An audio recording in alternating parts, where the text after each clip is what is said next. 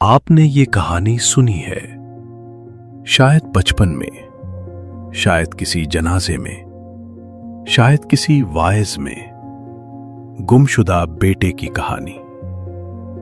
لیکن یسوع نے اس کہانی کو کبھی یہ نام نہیں دیا، یہ نام ہم نے دیا، اور اس نام نے ہماری پوری سمجھ کو ایک غلط سمت میں موڑ دیا، کیونکہ یہ کہانی بیٹے کے بارے میں نہیں ہے۔ پہلے یہ سمجھیں کہ یسوع نے یہ کہانی کس کو اور کیوں سنائی۔ لوقا 15 کا آغاز اس جملے سے ہوتا ہے، محصول لینے والے اور گنہگار سب اس کے پاس آتے تھے، اور فریسی اور فقیہ بڑبڑاتے تھے کہ یہ گنہگاروں کو قبول کرتا اور ان کے ساتھ کھانا کھاتا ہے۔ دو قسم کے لوگ، ایک طرف وہ جو خود کو گمشدہ سمجھتے تھے، گنہگار، محصول لینے والے، سماج کے رد کیے ہوئے لوگ، دوسری طرف وہ جو خود کو وفادار سمجھتے تھے، فریسی، فقیہ، مذہبی قائدین۔ یسوع نے اسی لمحے 3 کہانیاں سنائیں، گمشدہ بھیڑ، گمشدہ سکہ، اور یہ کہانی جسے ہم گمشدہ بیٹے کی کہانی کہتے ہیں۔ لیکن تینوں کہانیوں میں اصل سوال ایک ہی ہے، جو گم ہو جائے اس کے ساتھ کیا ہوتا ہے جب وہ ملتا ہے۔ اب کہانی میں آئے۔ چھوٹے بیٹے نے باپ سے کہا، باپ، مجھے جائیداد کا وہ حصہ دے جو مجھے ملا ہے۔ پہلی صدی کے یہودی سامعین کے لیے یہ جملہ سننا ایک دھچکے کی طرح تھا، کیونکہ اس زمانے کی ثقافت میں وراثت صرف باپ کی موت کے بعد ملتی تھی۔ چھوٹے بیٹے نے جو مانگا وہ دراصل یہ کہہ رہا تھا، باپ، مجھے تمہاری موت کا انتظار نہیں کرنا، میرے لیے تم ابھی مر جاؤ۔ یہ صرف بے ادبی نہیں تھی، یہ رشتے کا مکمل انکار تھا۔ اور باپ نے کیا کیا؟ اس نے جائیداد تقسیم کر دی۔ اس نے زبردستی نہیں کی، اس نے روکا نہیں، اس نے سزا نہیں دی، اس نے جانے دیا۔ بیٹا دور دیس چلا گیا، سب کچھ اڑا دیا، اکال پڑا، سوروں کے ساتھ کام کرنے لگا۔ یہودی سامعین کے لیے سور سب سے ناپاک جانور تھا۔ پولس بعد میں لکھے گا کہ بیٹا اپنے آپ میں آیا، یعنی اس لمحے تک وہ اپنے آپ سے باہر تھا، ہوش میں نہیں تھا۔ اس نے ایک تقریر تیار کی باپ کے پاس واپس جانے کے لیے۔ باپ، میں نے آسمان اور تیرے سامنے گناہ کیا ہے، اب میں اس لائق نہیں کہ تیرا بیٹا کہلاؤں، مجھے اپنے مزدوروں میں سے ایک کی طرح رکھ۔ یہ تقریر غور سے سنیں۔ بیٹا بننے کی درخواست نہیں کر رہا، وہ ملازم بننے کی درخواست کر رہا ہے۔ وہ رشتہ واپس نہیں مانگ رہا، وہ صرف ایک جگہ مانگ رہا ہے۔ اور اب کہانی کا وہ لمحہ آتا ہے جسے اکثر لوگ پڑھتے ہیں لیکن واقعی نہیں دیکھتے۔ ابھی وہ دور ہی تھا کہ اس کے باپ نے اسے دیکھا، دور سے دیکھا۔ اس کا مطلب ہے باپ انتظار کر رہا تھا، باپ دیکھ رہا تھا، باپ کی نگاہیں اس راستے پر تھیں جہاں سے بیٹا گیا تھا، اور باپ دوڑا۔ پہلی صدی کے مشرق وسطی میں ایک معزز بوڑھا آدمی نہیں دوڑتا تھا، دوڑنا کمزوری کی علامت تھی۔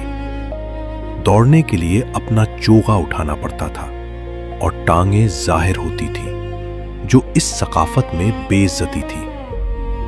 باپ نے اپنی عزت گروی رکھ دی، اپنا وقار چھوڑ دیا اور دوڑا بیٹے کی طرف۔ اس نے اسے گلے لگایا اور بوسہ دیا۔ یونانی میں یہ لفظ بار بار بوسہ دیں کے لیے ہے، ایک بار نہیں، بار بار۔ بیٹے نے اپنی تقریر شروع کی، باپ، میں نے گناہ کیا، میں بیٹا کہلانے کے لائق نہیں۔ لیکن باپ نے اسے پوری تقریر نہیں کرنے دی۔ ملازم والا حصہ آنے سے پہلے ہی उसने नौकरों को हुक्म दिया, बेहतरीन जोड़ा लाओ और उसे पहनाओ, उसके हाथ में अंगूठी पहनाओ और पांव में जूते। ये 3 चीजें समझें। जोड़ा, बाप का बेहतरीन लिबास। ये वो लिबास था जो मेहमानों के लिए रखा जाता था। बाप ने अपना लिबास बेटे को दिया। अंगूठी, खानदानी मेहर। इस जमाने में अंगूठी से दस्तावेजात पर मेहर लगाई जाती थी। बाप ने बेटे को खानदान का इख्तियार वापस दिया। जूते। इस जमाने में गुलाम नंगे पांव रहते थे, आजाद आदमी जूते पहनता था। बाप ने कहा, तुम मेरे घर में मुलाजिम नहीं हो, तुम बेटे हो। बेटा मुलाजिम बनने आया था, बाप ने उसे बेटा बना दिया। अब कहानी में बड़ा बेटा आता है। वो खेत से वापस आया, मौसीकी और नाच की आवाज सुनी। मालूम हुआ कि छोटा भाई वापस आ गया और बाप ने जश्न मनाया। और वो नाराज हो गया, अंदर नहीं गया। बाप बाहर आया और उसे मनाने लगा। बड़े बेटे ने कहा, देख, मैं इतने सालों से तेरी खिदमत कर रहा हूं, कभी तेरा हुक्म नहीं टाला, लेकिन तूने मुझे कभी एक बकरी भी नहीं दी। और उस बेटे के लिए जिसने तेरा माल खाया, तूने मोटा बछड़ा ज़िबा किया। ये जुमला गौर से सुने।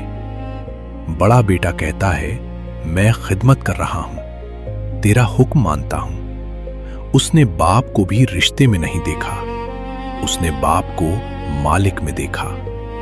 वो भी घर में रहते हुए बाप से दूर था। और बाप ने क्या कहा, बेटा तो हमेशा मेरे साथ है और जो कुछ मेरा है वो तेरा है। बाप ने उसे भी रद्द नहीं किया। बाप उसके लिए भी बाहर आया। बाप उसे भी मनाने लगा। और यहां कहानी खत्म होती है। हमें नहीं बताया गया कि बड़े बेटे ने क्या किया। क्या वो अंदर गया? क्या उसने बाप की बात मानी? यसू ने जानबूझकर कहानी अधूरी छोड़ी, क्योंकि वो फरीसियों से पूछ रहा था, और तुम क्या करोगे? गुनाहगार वापस आ रहे हैं और जश्न हो रहा है। क्या तुम अंदर आओगे या बाहर खड़े रहोगे? अब पूरी कहानी में बाप को देखें। हर मोड़ पर बाप है। छोटे बेटे ने जाने मांगा, बाप ने जाने दिया। छोटा बेटा दूर था, बाप इंतजार कर रहा था। छोटा बेटा आया, बाप दौड़ा। बड़ा बेटा नाराज था, बाप बाहर आया। बाप ने किसी को नहीं रोका, किसी को मजबूर नहीं किया, लेकिन हर एक के लिए खुद चलकर गया। ये कहानी गुमशुदा बेटे की नहीं है। ये कहानी उस बाप की है जो हर गुमशुदा को ढूंढता है, चाहे वो दूर देश में गुम हो या घर के दरवाजे पर खड़ा नाराज हो। तो आज आप कहां हैं? क्या आप छोटे बेटे की तरह हैं? बहुत दूर निकल आए, बहुत कुछ बर्बाद कर दिया। सोचते हैं कि मुलाजिम बनकर वापस जाऊंगा क्योंकि बेटा बनने का हक नहीं रहा। या आप बड़े बेटे की तरह हैं, हमेशा वफादार रहे, सब कुछ ठीक किया, लेकिन बाप से रिश्ता नहीं रहा, सिर्फ फर्ज रहा। दोनों सूरतों में बाप ने एक ही काम किया, वो चल कर आया। और ये कहानी इसीलिए लिखी गई, इसलिए नहीं कि आप जाने कि आप कहां गए थे, इसलिए कि आप जाने कि बाप कहां खड़ा है। वो रास्ते पर निगाह रखे हुए है, और जब आप दूर से भी दिखते हैं, वो दौड़ता है।